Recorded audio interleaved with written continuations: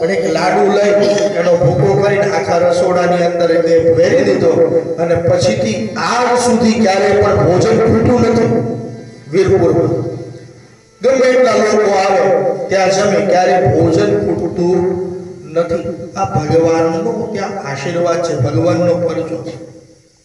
અને એ જ ભગવાને જ્યારે પરીક્ષા લીધી, સાધુના રૂપમાં આવી જલારામ બાપાની પાસે અને કીધું કે આ વાડી કોની? બોલે મારી. રામની. આ ઝૂંપડી તો કે રાજા રામની. આ પત્ની કોની? તો કે રાજા રામની. ત્યારે સાધુ રૂપે ભગવાન એમ બોલ્યા કે જો રામની હોય તો મને આપી દે. અને વખતે જલારામ બાપાએ એમ કીધું કે મહારાજ તમને જરૂર હોય તો તમે લઈ જાઓ.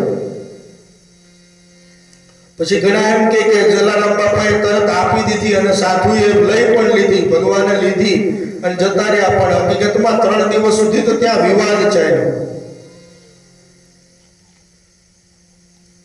ભગવાન પછી ફસાણા, હવે આને તો આપી દીધી, હું ક્યાં લઈને જાઉં? પોતે તો ખાલી પરીક્ષા લેવા માટે આવ્યા હતા. એટલે પછી તો ભગવાન ના પાડે. જલારામ બાપા કહે કે હવે મેં આપી દીધી, હવે તમારે લઈને જવું પડે.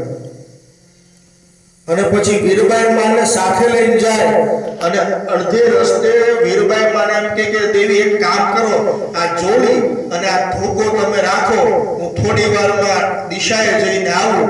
ઈ ગયા પછી વીરપુરમાં બીજી વાર ભગવાન નથી આવ્યા.